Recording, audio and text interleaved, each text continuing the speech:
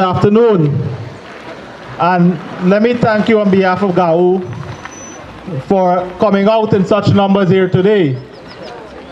Your presence obviously tells us that things are not well.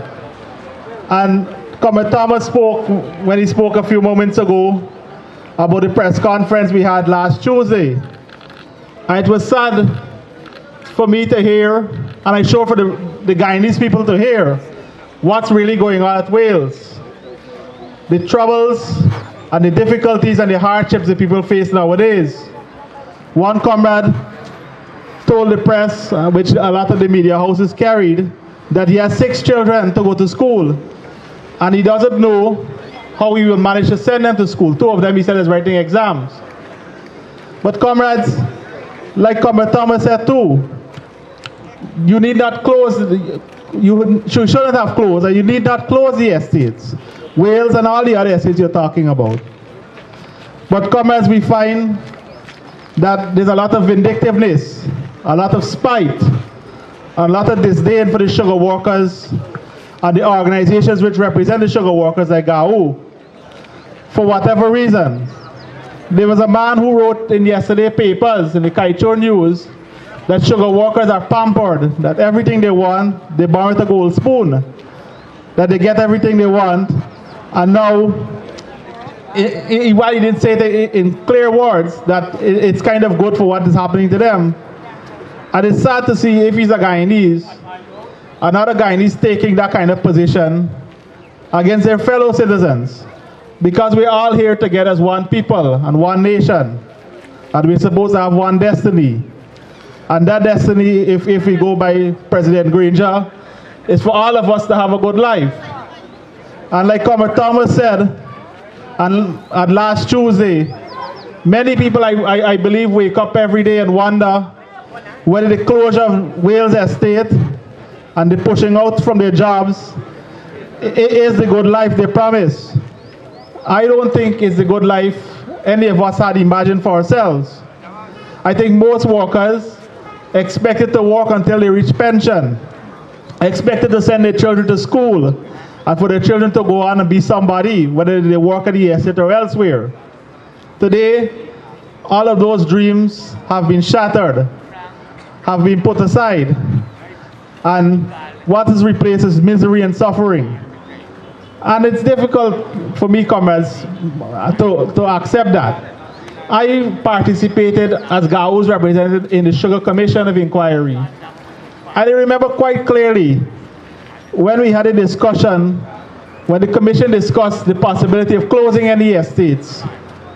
There was a strong view among many of the gentlemen who sat around that table that no estate should be closed because of the suffering and the hardship it will bring to people. And that is why the commission took that decision and made that recommendation to the government that no estate be closed. But lo and behold, about 2 months or so after that commission presented its recommendation and its report to the government, we heard that Wales Estate will be closed and 1,700 people will be pushed out of jobs and pushed into a life where hardships and difficulties and suffering become the order of the day.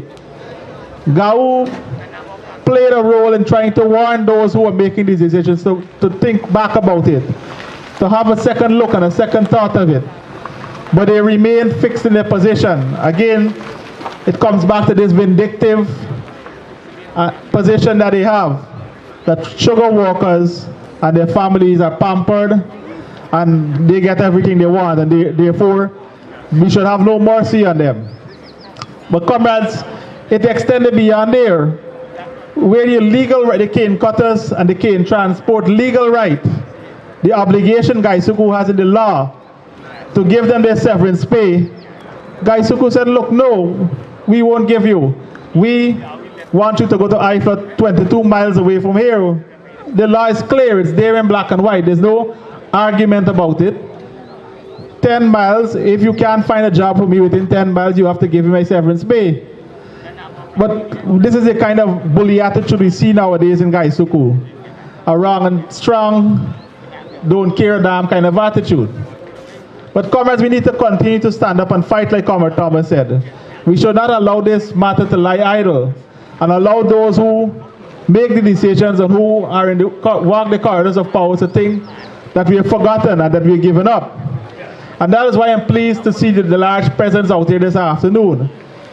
Certainly those who will get the report about how many people are here and what has been said will know that the people of Wales are still serious, that they still demand the severance. But GAWU is asking for more than that. GAWU is asking that the people don't have jobs, they can't maintain their families, all the social problems it's causing. GAWU has asked the government, through the FITUC for the 2018 budget, for you to get financial support, some form of financial support to take care of your family. Because the severance pay, whatever it may be, can't last forever. And some of the comrades said that last Tuesday, that the severance pay is quickly drying up. And while they face difficult times now, come a few weeks and months, the time will become even more difficult and the place more dark and depressed. And one cannot imagine what will go on.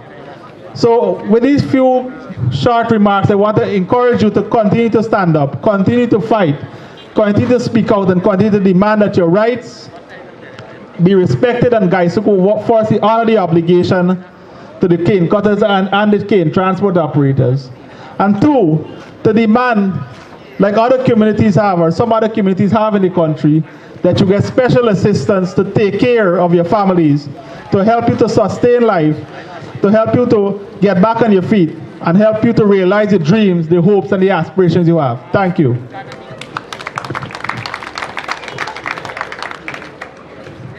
Thank you, Comrade Aslim, for that wonderful speech. Comrades, I just want to mention something. One of our comrades met me and said, Ramir, I have a